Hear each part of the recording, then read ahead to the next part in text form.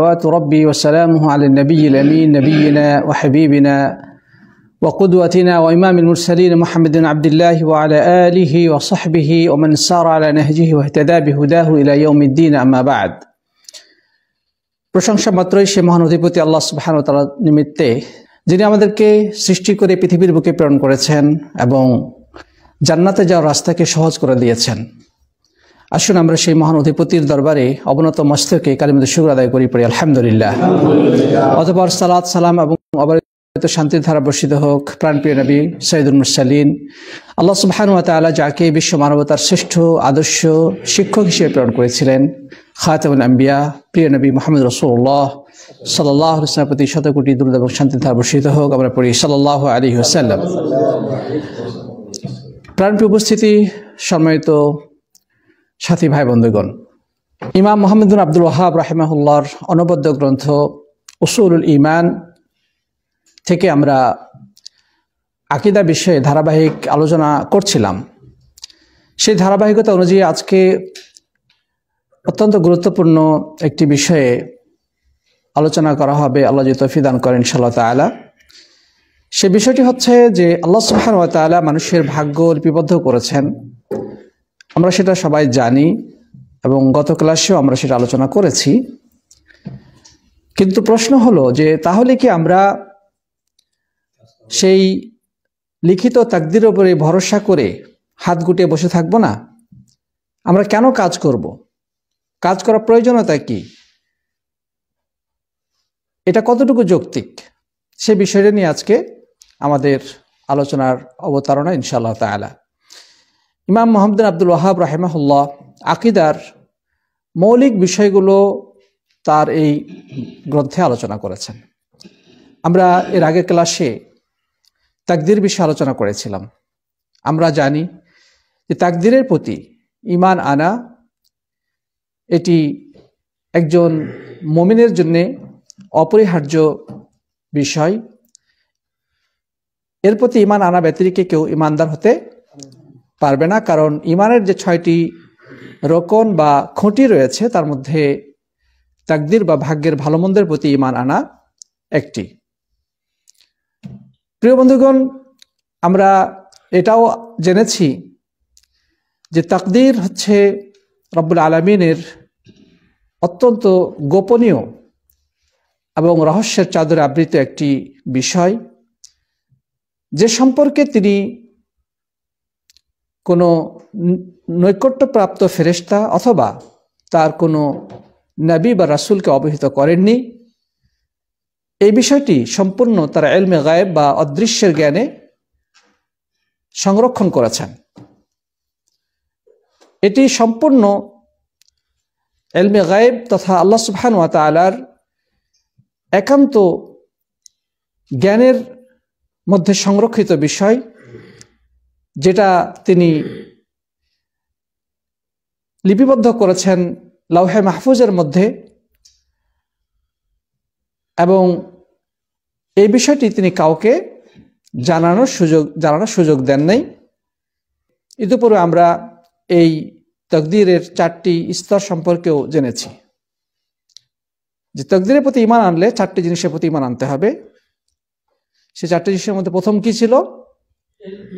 আল ঈমানু বিইলমিল্লাহি তাআলা, আল্লাহ তাআলার ইলমের প্রতি, যে আল্লাহ সুবহানাহু ওয়া তাআলা তার অসীম জ্ঞানের আলোকে এই সৃষ্টি জগতে কি ঘটবে তিনি আগে থেকেই সে সম্পর্কে পরিপূর্ণভাবে জ্ঞান রাখেন। এরপরে 2 নম্বর যে জিনিসটির প্রতি ঈমান রাখা অপরিহার্য সেটি হচ্ছে আল কিতাবা, মানে লিখন। আল্লাহ সুবহানাহু ওয়া তাআলা সৃষ্টিকুলে ভবিষ্যৎ সম্পর্কে পরিপূর্ণভাবে অবহিত, তিনি জানেন। শুধু জানেন তাই নয়, বরং সেগুলোকে তিনি পুঙ্খানুপুঙ্খ রূপে সবিস্তারে লিপিবদ্ধ করেছেন। এই বিশ্ব চরাচরে যা কিছু ঘটবে, চাই সেটা ছোট হোক বড় হোক, সেটা ভালো হোক মন্দ হোক, যা কিছু ঘটুক না কেন, এমনকি গাছের থেকে একটি যদি পাতাও পড়ে সেটাও তিনি জানেন এবং সেটি তিনি লিপিবদ্ধ করে রেখেছেন যে কোন গাছ থেকে কখন পাতা একটা পড়বে সে সম্পর্কে তিনি সবিস্তারে লাউহে মাহফুজের মধ্যে লিপিবদ্ধ করেছেন। তারপরে রব্বুল আলামিন তিনি লিপিবদ্ধ করেছেন, কিন্তু তিনি যা কিছু লিপিবদ্ধ করেছেন শুধু সেটাই ঘটবে যেটা তিনি ইচ্ছা করেন, যেটাকে আরবিতে বলা হয় মাশিয়াত বা আল্লাহর ইচ্ছা। আল্লাহ যদি চান তবেই ঘটবে, আর আল্লাহ যদি না চান তাহলে সেটা ঘটবে না। 4 নম্বর বিষয়ের প্রতি ঈমান রাখা অপরিহার্য, সেটি হচ্ছে আল ইজাদ ওয়াল খালক, মানে সৃষ্টি। আল্লাহ সুবহানাহু ওয়া তাআলা এই বিশ্ব চরাচরে যা কিছু অস্তিত্ব রয়েছে প্রত্যেকটি অস্তিত্ববান জিনিসকে তিনি সৃষ্টি করেছেন। এই 4টি জিনিসের প্রতি ঈমান রাখা হলে তাকদীরের প্রতি ঈমান রাখা হবে। প্রিয় বন্ধুগণ, এগুলো আমরা গত ক্লাসে আলোচনা করেছিলাম এবং আমরা আরো জেনেছি যে এই বিশ্ব চরাচরের ভবিষ্যৎ লিপিবদ্ধ করেছেন কখন? আসমান জমিন সৃষ্টির 50,000 বছর পূর্বে। সাথী বন্ধুগণ, আজকে আমরা যে বিষয়টি জানব, যদি সবকিছু লিপিবদ্ধ করা হয়েই থাকে তাহলে আমাদের কৃতকর্ম কি হবে অবশ্যই তিনি সেটা জানেন এবং লিপিবদ্ধ করেছেন। তাহলে আমরা কেন কাজ করব? আমাদের কাজ করার প্রয়োজনীয়তা কি? আল্লাহ তো সব লিখে রেখেছেন, যেটা লিখেছেন সেটাই ঘটবে, যেটা তিনি চাইবেন সেটাই ঘটবে, এর বাইরে তো কিছু ঘটার সম্ভাবনা নাই। কে জান্নাতে যাবে, কে জাহান্নামে যাবে, কে ঈমান আনবে, কে ঈমান আনবে না, কে নেকির কাজ করবে, কে গুনার কাজ করবে, সবই তো লিপিবদ্ধ করা আছে। তাহলে আমরা কেন কাজ করব? আমাদের তো ওই আল্লাহর লিখনের উপরে ভরসা করে বসে থাকা উচিত। তো এই প্রশ্নের উত্তর নিয়ে আজকে আমাদের আলোচনার অবতারণা। সাথী বন্ধুগণ, আলী ইবনে আবু তালেব রাদিয়াল্লাহু আনহু বর্ণিত, তিনি কে ছিলেন? তিনি ছিলেন রাসূল করিম সাল্লাল্লাহু আলাইহি সাল্লামের জামাতা, ফাতেমা রাদিয়াল্লাহু তাআলা আনহার স্বামী, হাসান এবং হুসাইন রাদিয়াল্লাহু তাআলা আনহুমার পিতা, মুসলিম জাহানের 4র্থ খলিফা। তিনি বলছেন, কানা নবী সাল্লাল্লাহু আলাইহি ওয়াসাল্লাম ফি জানাজা ফাআখাযা শাইআন ফাজাআলা ইয়ানকুতু বিহিল আরদ। আল্লাহ নবী সাল্লাল্লাহু আলাইহি ওয়াসাল্লাম একটি জানাজায় গিয়েছেন একজন মৃত মানুষকে দাফন করার জন্য। সেখানে গিয়ে তিনি বসে আছেন, মাটিতে বসেছেন। তার হাতে একটা কিছু ছিল, লাঠি, যে লাঠিটা তিনি সাথে নিয়ে বেড়াতেন। সেই লাঠিটা দিয়ে তিনি মাটির উপরে এভাবে করে মাথাটা নিচু করে ওই লাঠিটা হাতে নিয়ে মাটিতে আঁচড় কাটছেন, মানে তিনি যেন কিছুটা চিন্তা করছেন। অনেক সময় আমরা এমনটা করি, কোথাও বসে থাকলে হাতে একটা খিল বা কিছু একটা নিয়ে মাটিতে বসে বসে এভাবে দাগ কাটি এবং কোনো একটা বিষয় যেন চিন্তামগ্ন থাকি। তো আল্লাহ নবী সাল্লাল্লাহু আলাইহি ওয়াসাল্লাম মাটিতে বসে তার হাতে লাঠিটা নিয়ে মাটিতে এভাবে দাগ টানছেন, খুব চিন্তাশীল অবস্থায় আছেন। সাহাবায়ে কেরাম তার পাশে বসেছেন, সবাই এই দৃশ্য দেখছেন। এবার প্রিয় নবী সাল্লাল্লাহু আলাইহি ওয়াসাল্লাম সাহাবীদেরকে উদ্দেশ্য করে অত্যন্ত গুরুত্বপূর্ণ কথা বললেন। তাহলে জায়গাটা কি? কবরস্থান। এবং তিনি গিয়েছেন কিসের জন্যে? লাশ দাফনের জন্যে।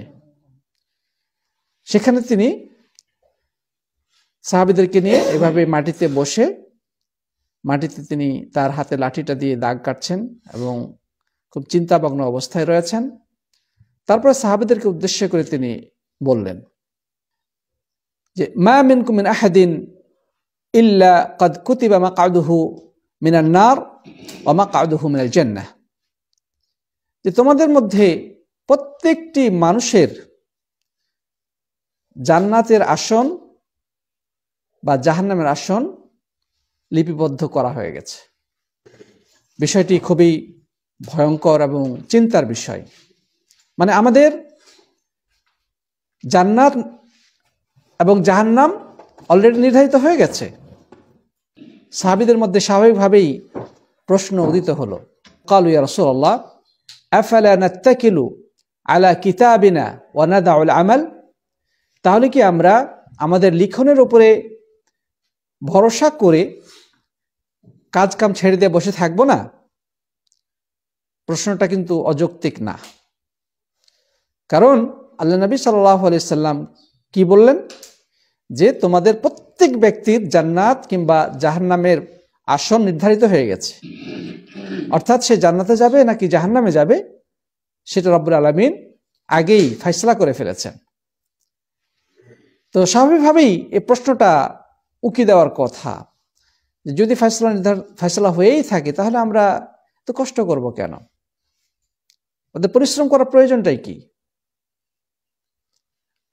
আল্লাহ নবী সাল্লাল্লাহু আলাইহি সাল্লাম এই প্রশ্নের অত্যন্ত বুদ্ধিদীপ্ত এবং অত্যন্ত জ্ঞানগর্ভ উত্তর দিলেন।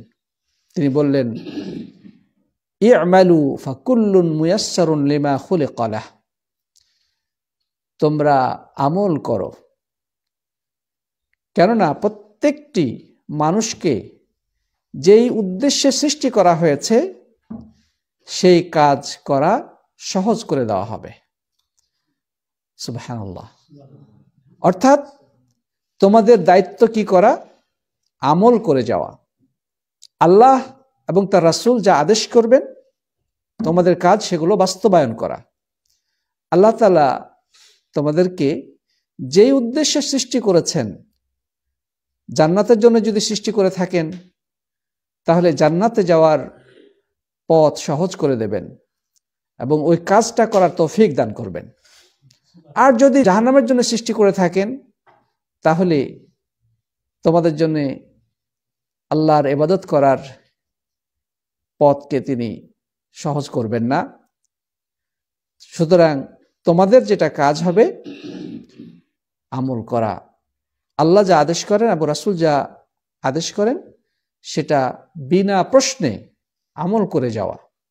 আল্লাহ নবী সাল্লাল্লাহু আলাইহি ওয়াসাল্লাম আরো বললেন, আম্মা মান কানা মিন আহলি সাআদাহ ফায়ুয়াসসারু লিআমালি আহলি সাআদাহ, যদি কাউকে সৌভাগ্যশালী তথা জান্নাতবাসী হিসেবে সৃষ্টি করা হয়ে থাকে তাহলে তাকে ওই সৌভাগ্যশালীদের মতো আমল করার পথকে সহজ করে দেওয়া হবে।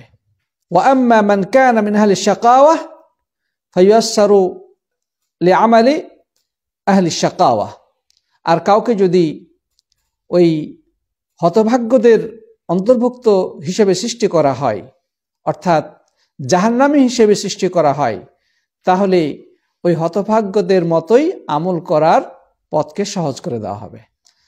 এরপরে আল্লাহ নবী সাল্লাল্লাহু আলাইহি ওয়াসাল্লাম কোরআনে আয়াতটি পাঠ করলেন, ফাআম্মা মান আ'তা ওয়াত্তাকা ওয়া সাদ্দাকা বিল হুসনা, আর যে ব্যক্তি দান করলো, আল্লাহকে ভয় করলো এবং যেটা উত্তম সেটাকে সত্য বলে গ্রহণ করলো, ফাসানুয়াসসিরুহু লিল ইসরা, আমি তার জন্য সেই পথকে সুগম করে দেব।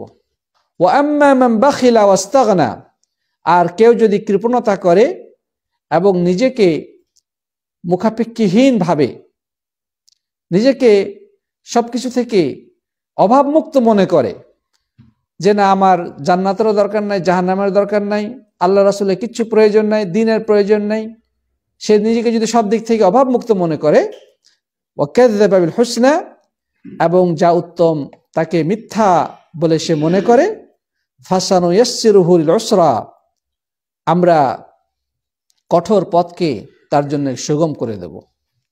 সাথী বন্ধুগণ, তো এই আয়াতটা আল্লাহ নবী সাল্লাল্লাহু আলাইহি ওয়াসাল্লাম পাঠ করলেন। তাহলে এই হাদিসটি সহিহ বুখারী ও মুসলিমে বর্ণিত হয়েছে। প্রিয় বন্ধুগণ, তাহলে এখান থেকে আমরা জিনিসটা দেখতে পাচ্ছি যে বিষয়টি একটু ব্যাখ্যা সাপেক্ষ। যে আল্লাহ নবী সাল্লাল্লাহু আলাইহি সাল্লাম তিনি কবরস্থানে বসে আছেন। কোন কবর? সেটা হচ্ছে বাকিউল গারকাদ, যেটা মসজিদে নববী থেকে অদূরে যেই মদিনার কবর রয়েছে সেই কবরস্থানে। সাথে কি কারা রয়েছেন? সাথে কারা রয়েছেন? সাহাবায়ে কেরাম। তিনি বসে আছেন, সাহাবায়ে কেরামও তার চতুর্পাশে বসে আছেন। তার হাতে রয়েছে তার নিত্যসঙ্গী একটা লাঠি। আল্লাহ নবী সাল্লাল্লাহু আলাইহি সাল্লাম সাথে একটা লাঠি রাখতেন, সেটাতে অনেক সময় প্রয়োজন পড়ত। তো তিনি মাটিতে দাগ টানছেন এবং মাথাটা নিচু করে আছেন। তো এখানে আলেমগণ বলেছেন যে কেন মাথা নিচু করে আছেন? এটা অনেক সময় চিন্তামগ্ন থাকলে মানুষ এভাবে মাথা নিচু করে থাকে, অথবা আখিরাতের যে ভয়াবহ পরিণতি হবে, মানুষের পরিণতিতে কি জান্নাত আছে নাকি জাহান্নাম আছে, এই বিষয় নিয়ে তিনি চিন্তিত অবস্থায় রয়েছেন। অথবা এই যে একটা ভয়াবহ পরিস্থিতি, মৃত্যু, জানাজা, মানে মৃত্যু, কবরস্থান, এই বিষয়ে সাহাবীদেরকে তিনি কিছু উপদেশ দিতে চেয়েছেন। তো যাই হোক, তো আল্লাহ নবী সাল্লাল্লাহু আলাইহি সাল্লাম সাহাবীদেরকে কি বললেন? যে তোমাদের প্রত্যেকেরই জান্নাত কিংবা জাহান্নাম আগে থেকে নির্ধারণ করে দেওয়া হয়েছে। যদি সে জান্নাতবাসী হয়, অর্থাৎ রব্বুল আলামিন তাকে জান্নাতবাসী হিসেবে সৃষ্টি করে থাকেন, তাহলে তাকে জান্নাতবাসীদের মতো আমল করার পথকে সুগম করে দেবেন। আর যদি তাকে জাহান্নামবাসী হিসেবে সৃষ্টি করা হয়, তাহলে জাহান্নামবাসীদের মতো আমল করার, জাহান্নামবাসীদের মতো কাজ করার পথকে সুগম করে দেবেন। এই কথা শুনে সাহাবা কেরাম কি করলেন? তারা প্রশ্ন করলেন যে হে আল্লাহর নবী, তাহলে কি আমরা সেই আল্লাহর লিখিত তাকদীরের উপরে ভরসা করে কাজকাম বাদ দিয়ে বসে থাকবো না? প্রিয় নবী সাল্লাল্লাহু আলাইহি সাল্লাম তাদেরকে উত্তর দিয়ে বললেন যে না, তোমরা কাজকাম ছেড়ে দিয়ে বসে থাকবে না, তোমাদের কাজ হবে আমল করা। তোমাদের কাজ হবে আল্লাহ যেটা করতে বলেছেন সেটা করা, রাসূল যেটা করতে বলেছে সেটা করা, তার আদেশ নিষেধগুলোকে যথাযথভাবে পালন করা। কাজ ছেড়ে দিয়ে বসে থাকবে না। কেননা আল্লাহ সুবহানাহু ওয়া তাআলা যদি কাউকে সৌভাগ্যশালীদের অন্তর্ভুক্ত করে থাকেন, অর্থাৎ জান্নাতবাসী হিসেবে সৃষ্টি করে থাকেন, তাহলে ওই সৌভাগ্যশালীদের মতো আমল করার পথকে তার জন্য সহজ করে দেবেন। সে ভালো ভালো কাজ করবে, নেকির কাজ করবে এবং জান্নাতে যাওয়ার জন্য যত ধরনের প্রচেষ্টা রয়েছে সেগুলো সে করবে। আল্লাহ তাকে সেই করার তৌফিক দান করবেন। সুবহানাল্লাহ। আর যদি কাউকে জাহান্নামের জন্য সৃষ্টি করা হয়ে থাকে, তাহলে সে কোরআন হাদিস তার কান দিয়ে ঢুকবে না, সে দ্বীনের দিকে অগ্রসর হবে না, সে ইসলামের দিকে পা বাড়াবে না, কোরআন হাদিস তার কাছে ভালো লাগবে না, দ্বীনের পথ তার কাছে ভালো লাগবে না। সে দূরে দূরে থাকবে এবং ওই পাপিষ্ঠ লোকদের পথেই সে চলাফেরা করবে। সে পাপাচারে ডুবে থাকবে, ওই পথটাই তাকে মজা লাগবে। বোঝা গেছে কিনা ব্যাপারটা? যারা দিনদার তাদের কাছে দিনের কাজটাই মজা লাগে। সাহাবায়ে কেরাম তারা আল্লাহর দ্বীনের কাজ করাকে কতটা আনন্দ উপভোগ করতেন, তারা মজা পেতেন যে তারা আল্লাহর দ্বীন ছাড়া জিহাদ, দান সদকা, কোরআন, ইসলাম, নামাজ, রোজা এগুলো নিয়ে তারা ব্যস্ত থাকতেন, এগুলো তারা আনন্দ খুঁজে পেতেন। আর যারা পাপিষ্ট তারা নানা পাপাচারে হাবুডুবু খেতে, এটা তাদের কাছে মজা লাগতো। এটাই রব্বুল আলামিনের পক্ষ থেকে নির্ধারণ যে যারা জান্নাতবাসী হবে আল্লাহ তাদেরকে জান্নাতবাসীদের মতো আমল করার তৌফিক দান করবেন, তাদের পথটাকে সহজ করে দেবেন। আর যারা জাহান্নামবাসী আল্লাহ তাআলা তাদেরকে জাহান্নামী হিসেবে নির্ধারণ করেছেন, তাদেরকে ওই জাহান্নামীদের মতো কাজ করার সুযোগ করে দেবেন। সাথী বন্ধুগণ, এই হাদিস থেকে আমরা কয়েকটি জিনিস শিখতে পারি। এক নম্বর হচ্ছে যে কবরস্থানে গিয়ে, গোরস্থানে গিয়ে কখনো কখনো উপস্থিত লোকদেরকে কিছু উপদেশ বাণী শোনানো জায়েজ রয়েছে, যেহেতু আল্লাহ নবী সাল্লাল্লাহু আলাইহি ওয়াসাল্লাম সাহাবীদেরকে কবরস্থানে গিয়ে কোরআন হাদিসের কথা শুনিয়েছেন। 2 নম্বর যে জিনিসটি আমরা জানতে পারলাম যে আল্লাহ এবং তার রাসূল যে নির্দেশ দিয়েছেন সে নির্দেশের প্রতি আমল করা অপরিহার্য, তার আদেশ এবং নিষেধগুলোকে মেনে চলা আমাদের জন্য অপরিহার্য দায়িত্ব।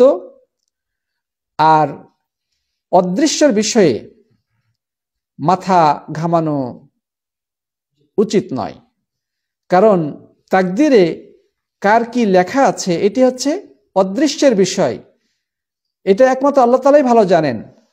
অতএব সে বিষয়ে আমাদের মাথা ঘামানো উচিত নয়। আমাদের দায়িত্ব কি করা? আমল করা, জান্নাতে যাওয়ার জন্য চেষ্টা করা। যদি রব্বুল আলামিন আমাদেরকে জান্নাতি হিসেবে কবুল করেন তাহলে আমরা জান্নাতে যাওয়ার জন্য যে সমস্ত আমল করার কথা আল্লাহ রাসূল বলেছেন সেগুলো আমরা করার সুযোগ পাব, অন্যথায় সুযোগ পাব না। সাথী বন্ধুগণ, আর একজন মানুষ যখন জান্নাতে পৌঁছে যাবে তখনই তার কাছে এটা স্পষ্ট হবে যে আল্লাহ তাআলা তাকে জান্নাতবাসী হিসেবে লিপিবদ্ধ করেছিলেন। সুবহানাল্লাহ। এর আগে জানার কোনো সুযোগ নেই। দুনিয়াতে যেই আমলগুলো আমরা করি সেগুলোই আমাদেরকে জান্নাতে নিয়ে যাবে, বিষয়টি এমন নয়। এটা মনে করার কোনো কারণ নেই যে আমরা নামাজ পড়ছি, রোজা করছি, আমরা ইসলামের পথে টিকে আছি, আমরা তো নিশ্চিত জান্নাতি। এই ধরনের কথা বলা জায়েজ নেই। বরং আল ঈমানু বাইনাল খাউফি ওয়ার রাজা, ভয় এবং আশার মাঝখান দিয়ে আমাদেরকে চলতে হবে। ঈমানটা হচ্ছে ভয় এবং আশার মধ্য দিয়ে। আমরা আশা করি যে আমরা জান্নাতে যেতে পারবো, আবার ভয়ও আছে, জানি না শেষ পরিণতি আমাদের কি হবে। এমন বহু আল্লাহর ওলি, পরেশগার, দিনদার, দিনরাত কোরআন হাদিস নিয়ে পড়ে থাকতো, কিন্তু পরিণতিতে মৃত্যুর আগে দিন ইসলাম ছেড়ে দিয়ে জাহান্নামীতে অন্তর্ভুক্ত হয়ে গেছে এবং সে পথেই মৃত্যু হয়েছে। আবার বহু মানুষ এমন ছিল সারা জিন্দেগি অন্যায় অপকর্মে লিপ্ত ছিল, এমন কোনো পাপ বাকি রাখে নাই যেটা সে করে নাই, কিন্তু আল্লাহ সুবহানাহু ওয়া তাআলা তাকে জান্নাতবাসী হিসেবে লিপিবদ্ধ করে দিয়েছেন আগে থেকেই, যার কারণে সে শেষ বয়সে এসে সব পাপ থেকে তওবা করে এক আল্লাহর জন্য নিজেকে সমর্পণ করে অবশেষে সে ঈমানের উপরে মৃত্যুবরণ করে জান্নাতবাসী হয়ে গেছেন। সে ঈমানের মৃত্যুবরণ করেছেন। সাথী বন্ধুগণ, তাহলে আমরা এই কথা বলে নিশ্চিত হতে পারি না যে আমি আজকে দিনের পথে আছি, আমি নিশ্চিত জান্নাতি। আর একথাও আমরা নিশ্চিতভাবে বলতে পারি না যে একটি লোক খারাপ পথে আছে, সে নিশ্চিত জাহান্নামী। কারণ আমরা পরিণতিতে কার কি লেখা আছে সেটা আমরা কেউ জানি না, এটা রব্বুল আলামিন তিনি মাত্র ভালো জানেন। এই জন্য আমাদের উচিত আল্লাহর কাছে দোয়া করা যে হে আল্লাহ, আপনি আমাদেরকে দ্বীনের পথে অবিচল রাখুন। ইয়া মুকাল্লিবাল কুলুব সাব্বিত কলবি আলা দীনিক, হে অন্তরে পরিবর্তনকারী, আপনি আমাদের অন্তরগুলোকে দ্বীনের উপরে অবিচল রাখুন। প্রিয় বন্ধুগণ, কারণ মন পরিবর্তনশীল, আজকে ভালো তো কালকে খারাপ হয়ে যেতে পারে। আজকে ঈমানের পথে, দ্বীনের পথে টিকে আছি, আগামীকালকে সেটা নাও থাকতে পারি, জানি না কার পরিণতি কি আছে। আরেকটি বিষয় শিক্ষণীয় হচ্ছে যে তাকদীরের যুক্তি দাঁড় করিয়ে কোনো পাপ কাজ করার সুযোগ নেই। একজন মানুষ নামাজ পড়ে না, মদ পান করতেছে, জিনা করতেছে, খারাপ কাজ করতেছে, আর বলতেছে যে আল্লাহ তাআলা তো আমাকে করাচ্ছেন। আমরা আল্লাহর সৃষ্ট, আল্লাহ আমার ভাগ্যে লিখে রেখেছেন, যেভাবে তিনি নাচাচ্ছেন সেভাবে আমরা নাচতেছি। একটা গান বানিয়েছে না, কি গানটা কি? যেমনি নাচাও তেমনি নাচি, পুতুলের কি দোষ। এই পুতুলের তো কোনো কিছু নাই, আমরা তো পুতুল। আল্লাহ আমাদেরকে যেভাবে নাচাচ্ছে আমরা সেভাবে নাচতেছি। এই কথা বলে তারা পাপকর্ম করে চলেছে, দিনকে তারা হাসি তামাশার বস্তুতে পরিণত করেছে। এটি জঘন্য ভ্রষ্টতার পরিচায়ক। আমাদের কাজ কি? আল্লাহ নবী সাল্লাল্লাহু আলাইহি ওয়াসাল্লাম নির্ধারণ করে দেননি। আমাদের কাজ হবে আল্লাহ এবং রাসূল যা আদেশ করেছেন বা যা নিষেধ করেছেন সে আলোকে আমাদের জীবনকে গঠন করা, সর্বাত্মক চেষ্টা করে যাওয়া। ভাগ্যে কি লেখা আছে সে বিষয়ে মাথা না ঘামানো। একজন মানুষ যখন সৎকর্ম করবে বুঝতে হবে এটি জান্নাতে যাওয়ার একটি আলামত। নিশ্চিতভাবে বলা যাবে না যে সে লোকটা জান্নাতি, তবে এটা আলামত হিসেবে ধরা যেতে পারে। আর একটা খারাপ কাজ করলে এটা একটা আলামত জাহান্নামে যাবে, কিন্তু নিশ্চিতভাবে বলা যাবে না যে সে এই কারণে জাহান্নামে চলে যাচ্ছে। সুতরাং পাপকর্ম করার ক্ষেত্রে এই তকদিরের যুক্তি উপস্থাপন করা চরম ভ্রষ্টতার পরিচায়ক, অন্য কিছু নয়। ওই লোকটাকে যদি এবার বলা হয় যে তুমি যে তাকদিরের যুক্তি দিয়ে পাপ কাজ করছো, নামাজ পড়তে যাও না, নামাজ রোজা করো না, ইসলামের কোনো কাজই করো না, তাহলে একই যুক্তিতে তুমি ডিউটিতে যাও কেন? তোমার যুক্তি হলো যে আল্লাহ তাআলা সবই লিপিবদ্ধ করে রেখেছেন, আমার নামাজ পড়ার দরকার কি, রোজা রাখার দরকার কি, আমি জান্নাতে যাব নাকি জাহান্নামে, সেটা আল্লাহই আমাকে নিয়ে যাবে, যেখানে খুশি সেখানে নিয়ে যাবে। সুতরাং আমার কাজ করার কোনো দরকার নেই, আমল করার কোনো দরকার নেই। তাহলে একই যুক্তিতে তাকে যদি জিজ্ঞাসা করা হয় যে সবই তো লিপিবদ্ধ করা আছে, তুমি তো বিশ্বাস করো এটা নাকি? বলছে হ্যাঁ, খুব বিশ্বাস করি। তাহলে তুমি ডিউটিতে যাও কেন? তোমার কাছে অটোমেটিক খাবার চলে আসবে, তুমি খাবে। হ্যাঁ, তুমি ব্যাংক ব্যালেন্স চেক করবা কিছুদিন পর পরে যে দেখি ব্যাংকে টাকা আসলো কিনা। তুমি কাজে যাও কিসের জন্য? তুমি আবার খাইতে বসো কেন? তোমার ভাগ্যে যা লেখা আছে সেটা তো অটোমেটিক ঘটবে। তোমার মুখে অটোমেটিক ভাত আসবে, তুমি গিলে খেয়ে নেবা, কাজ শেষ। তুমি বিয়ে করেছো কেন? তোমার সন্তানের প্রয়োজন, তোমার সন্তান লাগবে, কিন্তু বিয়ে করার দরকার কি? আল্লাহ যদি তোমার ভাগ্যে সন্তান লেখা থাকে অটোমেটিক চলে আসবে। এই সমস্ত যুক্তি বোকার যুক্তি না, নির্বোধের যুক্তি না? এই জন্যে এই ক্ষেত্রে একজন মুমিনের বৈশিষ্ট্য হচ্ছে যে তাকে দুইটার মধ্যে সমন্বয় করতে হবে। একটি হচ্ছে তকদিরের প্রতি ঈমানও আনতে হবে, পাশাপাশি তাকে আল্লাহর দেওয়া যে আসবাব রয়েছে, যে সমস্ত মাধ্যম রয়েছে, সে মাধ্যমটা গ্রহণ করতে হবে। যেমন অসুখ হলে আমরা ওষুধ খাই। আল্লাহ সুবহানাহু ওয়া তাআলা আমাদেরকে রোগ দিয়েছেন, রোগ থেকে মুক্ত কে করেন? তিনিই করেন। কিন্তু আমরা মাধ্যম হিসেবে ঔষধ খাই, চিকিৎসা গ্রহণ করি। আল্লাহ নবী সাল্লাল্লাহু আলাইহি ওয়াসাল্লাম চিকিৎসা করতে বলেছেন, তিনি নিজেও চিকিৎসা করেছেন, নিজে চিকিৎসার প্রেসক্রিপশন দিয়েছেন, এটা মধু খাও, তারপরে সিঙ্গা লাগাও, কালো জিরার মধ্যে শেফা রয়েছে, মদিনার খেজুর খেলে তাকে বিষ সংক্রমণ করবে না, ইত্যাদি অনেক নির্দেশনা দিয়েছে। তাহলে আল্লাহ নবী সাল্লাল্লাহু আলাইহি ওয়াসাল্লাম তিনি আল্লাহর প্রতি ভরসা করতেন না? তিনি সবচেয়ে বড় আল্লাহর প্রতি ভরসাকারী ছিলেন, তারপরে তিনি মাধ্যম গ্রহণ করেছেন। যুদ্ধে গেলে জয় হবে নাকি পরাজয় হবে এটা তো আল্লাহর হাতে নাকি? কিন্তু আমাকে আপনাকে কি করতে বলা হয়েছে? প্রস্তুতি নিতে বলা হয়েছে, এবং নিজেদেরকে আত্মসংরক্ষণের জন্য নিজেদেরকে সংরক্ষণের ব্যবস্থা করতে বলা হয়েছে। আল্লাহ নবী সাল্লাল্লাহু আলাইহি ওয়াসাল্লাম তাই তো আল্লাহর ভরসাকারী ছিলেন।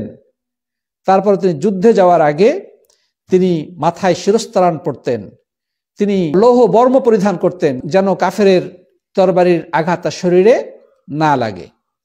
আল্লাহ নবী সাল্লাল্লাহু আলাইহি ওয়াসাল্লাম এই ব্যবস্থা নিয়েছেন কেন? এটা হচ্ছে আল্লাহর নির্দেশ।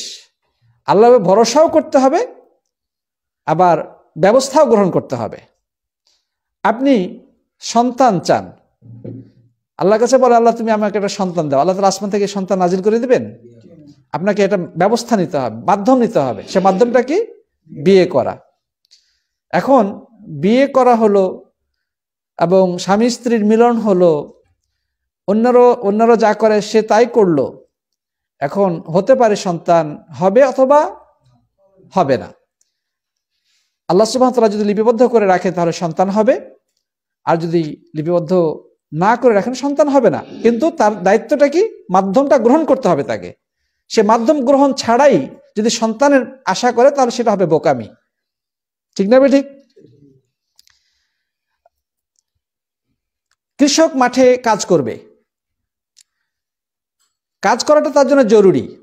তাকে জমি প্রস্তুত করতে হবে, জমিতে বীজ বপন করতে হবে, যখন চারা গজাবে তখন সেখানে পানি সার দিতে হবে, আগাছা পরিষ্কার করতে হবে, গাছটা আরো বড় হলে যখন ফুল আসবে প্রয়োজনে বিষ দিতে হবে। অর্থাৎ চাষাবাদ করার জন্য যা যা মাধ্যম ধরার প্রয়োজন সবই করতে হবে। কিন্তু তারপরেও হতে পারে সেই ফসলটা ঘরে তুলতে পারবে অথবা পারবে না। যদি রব্বুল আলামিন তার ভাগ্যে লিখে রাখে তাহলে সেই ফসল ঘরে উঠাতে পারবে, আর যদি ভাগ্যে না লিখে রাখেন তাহলে মাঠের ফসল মাঠেই পচে শেষ হয়ে যাবে, বন্যা এসে সব নষ্ট করে ফেলবে, প্রচন্ড ঘূর্ণিঝড়ে সব ফল পড়ে যাবে, তার জিন্দেগির সব কষ্ট পরিশ্রম বৃথা হয়ে যাবে। এটার নামই হচ্ছে তাকদীর। এটার নামই কি? তাকদীর। তার মানে এটা হলো যে আল্লাহর ভরসাও করতে হবে, পাশাপাশি মাধ্যমও গ্রহণ করতে হবে। আগে উট বাঁধো, তারপর আল্লাহর ভরসা করো। আগে তোমার দায়িত্ব হচ্ছে উটটাকে বাঁধা, তারপর তুমি আল্লাহর ভরসা করা। তুমি যদি উটকে ছেড়ে দাও আল্লাহর ভরসা করে, উটও কিন্তু আল্লাহর ভরসা করে চলে যাবে আরেক জায়গায়। ঠিক না ভাই? ঠিক। অতএব প্রিয় বন্ধুগণ, আমাদের যেটা শিক্ষণীয় হচ্ছে যে তকদিরের উপর ভরসাও করতে হবে, পাশাপাশি কাজও করতে হবে, মাধ্যম গ্রহণ করতে হবে। মাধ্যম গ্রহণ ছাড়া যদি কেউ শুধু আল্লাহর উপর ভরসা করে বসে থাকে তাহলে সেটা গ্রহণযোগ্য কোনো কাজ নয়, বরং ইসলাম নির্দেশিত কোনো আচরণ নয়। সাথী বন্ধুগণ, অতএব তাকদিরে যুক্তি দেখিয়ে কাজ ছেড়ে ঘরে চুপ করে বসে থাকারও কোনো সুযোগ নাই। আমাদেরকে আল্লাহর সন্তুষ্টি অর্জনের জন্য কাজ করতে হবে, জান্নাতে প্রবেশের জন্য আল্লাহ এবং রাসূলের নির্দেশিত পন্থায় আমাদেরকে চলতে হবে, এবং তিনি যা নিষেধ করেছেন এবং তারা যা নিষেধ করেন সেগুলো থেকে দূরে থাকতে হবে। তাহলেই আমরা আশা করতে পারি, নিশ্চিতভাবে বলা যাচ্ছে না, আশা করতে পারি যে তিনি আমাদেরকে জান্নাতে প্রবেশ করাবেন। প্রাসঙ্গিক আরেকটি হাদিস বলেই আজকে আলোচনা সমাপ্ত করতে চাই। সেটি হচ্ছে আল্লাহ নবী সাল্লাল্লাহু আলাইহি সাল্লাম বলেছেন যে কোনো ব্যক্তি তার আমলের দ্বারা জান্নাতে প্রবেশ করতে পারবে না। অনেক নামাজ, রোজা, দান, সাদকা, প্রতি রমজানে উমরা করতে যাওয়া, প্রতিদিন 1 পারা 2 পারা করে কোরআন তেলাওয়াত করা, অনেক টাকা পয়সা দান করা, এগুলো করার মাধ্যমে সে যদি মনে করে যে আমি নিশ্চিত জান্নাতি, তাহলে সেটা হবে মারাত্মক ভুল। আমলের মাধ্যমে কোনো ব্যক্তি জান্নাতে যেতে পারবে না যদি না আল্লাহ তাআলা দয়া করে তাকে জান্নাতে প্রবেশ করান। আল্লাহ যদি দয়া করে জান্নাতে প্রবেশ করান তবেই জান্নাতে প্রবেশ করতে পারবে। সাহাবাগণ প্রশ্ন করলেন, হে আল্লাহর রাসূল, আপনিও না? আপনিও কি আমলের দ্বারা জান্নাতে যেতে পারবেন না? তিনি বলছেন, আমিও না। ইল্লা আন ইয়াতাগাম্মাদানি আল্লাহু বিরহমাতিহি, যদি না আল্লাহ তাআলা দয়া করে আমাকে জান্নাতে প্রবেশ করান। সুবহানাল্লাহ। তার মানেটা হলো সাথী বন্ধুগণ যে আমরা নেকির কাজ করব, আমল করব, ইবাদত বন্দেগী করব, দিনের কাজ করব, কিন্তু কখনোই যেন আমাদের মনে এই চিন্তা না আসে যে আমি নিশ্চিতভাবে জান্নাতি, কারণ আমি তো দিনের অনেক কাজ করছি। এটা একটা মাধ্যম, সেটা আপনাকে করতেই হবে, কিন্তু আশায় থাকতে হবে রাব্বুল আলামিনের দয়ার। তিনি যদি দয়া করে আমাকে জান্নাতে প্রবেশ করান তবেই জান্নাতে প্রবেশ করতে পারবো, অন্যথায় সম্ভব নয়। কেউ যদি বলে না আমি অনেক আমল করেছি, আমি জান্নাতে যাবো নিশ্চিত, এটা যদি আল্লাহ আমাকে জান্নাত না দেন তাহলে আল্লাহ আমার প্রতি জুলুম করবেন, নাউযুবিল্লাহি মিন যালিক। আল্লাহ সুবহানাহু ওয়া তাআলার কাছে যদি এই যুক্তি দাঁড় করানো হয়, তা রব্বুল আলামিন যদি তাকে বলেন কিয়ামতের দিন যে তুমি আমার 1 গ্লাস পানির মূল্য পরিশোধ করো আগে, তারপরে জান্নাতে যাবা। 1 গ্লাস পানির মূল্য পরিশোধ করো। আমরা যদি সারা জিন্দেগির সমস্ত ইবাদত বন্দেগী দিয়ে 1 গ্লাস পানির মূল্য পরিশোধ করতে চাই, সেটা করতে পারবো? সেটা কি সম্ভব? আল্লাহ যদি জিজ্ঞাসা করে যে তোমাকে যে আমি সুন্দরকে তৈরি করেছি, দুটো চোখের মূল্য দাও, তোমার 2টি হাতের মূল্য দাও, তোমার যে ব্রেন দিয়েছিলাম সে ব্রেনের তুমি আজকে মূল্য পরিশোধ করো, তারপরে জানা যেতে পারবা। আমরা সারা জিন্দেগির ইবাদত, আল্লাহর প্রত্যেকটি নিয়ামত, এক একটি নিয়ামতের যদি বিনিময় দিতে যাই, আমরা কি পারবো? আল্লাহ তাআলা যদি প্রশ্ন করেন যে তোমার মুখ দিয়ে একটা খারাপ কথা বের হয়েছিল, তুমি কেন খারাপ কথাটা বলেছিলে? আজকে জবাব দাও। আমরা জবাব দিতে পারবো? আমাদের প্রতিনিয়তই চোখ দিয়ে, মুখ দিয়ে, হাত দিয়ে কত ধরনের পাপাচার ঘটে যাচ্ছে। আল্লাহ যদি দয়া করে এগুলো ক্ষমা না করেন, আমরা কি কেউ মুক্তি পাবো? আমরা কি আমাদের পাপ কর্ম থেকে মুক্তি পাবো রব্বুল আলামিন যদি আমাদেরকে দয়া করে ক্ষমা না করেন? তাহলে পুরোটা নির্ভর করছে আল্লাহর দয়ার প্রতি। আমরা যেটুকু করছি টুটাফাটা, আল্লাহ যদি দয়া করে কবুল করেন তাহলে আমরা অনেক সৌভাগ্যবানদের অন্তর্ভুক্ত হতে পারবো। আর যদি প্রত্যাখ্যান করেন, আমরা ধ্বংস হয়ে যাব। এই জন্যে সদা সর্বদা আমাদেরকে কি করতে হবে? নিজের আমলের প্রতি আত্মতুষ্টি থাকা যাবে না। নিজে সহি আকীদা পেয়েছেন, অন্যকে হেয় তুচ্ছ তাচ্ছিল্য করবেন না। নিজে দ্বীনের পথে আছেন, অন্যকে কখনোই ছোট করে দেখবেন না। সে পথ পায় নাই, আপনি পথ পেয়েছেন, হতে পারে আপনি এই পথ থেকে বিচ্যুত হয়ে যাবে, সেই হয়তো বা এই পথে এসে একসময় মুক্তির পথ ধরে জান্নাতে চলে যাবে, আপনি জাহান্নামে চলে যাবেন। বিষয়টি খুবই ভয়ানক, কারণ কে জান্নাতি আর কে জাহান্নামী এটা আল্লাহ ছাড়া কেউ জানেন না। এটা রব্বুল আলামিন আগে থেকে নির্ধারণ করে রেখেছেন। আল্লাহর কাছে দোয়া করি যে হে আল্লাহ, মৃত্যু অবধি তুমি আমাদেরকে তোমার দ্বীনের পথে অবিচল রাখো, আমরা পড়ি আল্লাহুম্মা আমিন। এবং পরকালে তুমি আমাদের সমস্ত গুনাহগুলোকে মোচন করে তোমার দয়ার চাদরে আবৃত করে আমাদেরকে জান্নাত পর্যন্ত পৌঁছে দিও এবং জাহান্নামের আগুন থেকে রক্ষা করিও, আমরা পড়ি আল্লাহুম্মা আমিন। আজকে এ পর্যন্তই, ইনশাআল্লাহ কথা হবে আগামীতে, সে প্রত্যাশা ব্যক্ত করে সকলের সুন্দর এবং সুস্বাস্থ্য কামনা করে আজকে বিদায় নিচ্ছি। জাযাকুমুল্লাহু খাইরান। হাদা ওয়া সাল্লাল্লাহু আলা নবিয়িনা মুহাম্মদ ওয়া আলা আলিহি ওয়া সাহবিহি আজমাইন। আসসালামু আলাইকুম ওয়া রাহমাতুল্লাহি ওয়া বারাকাতুহু।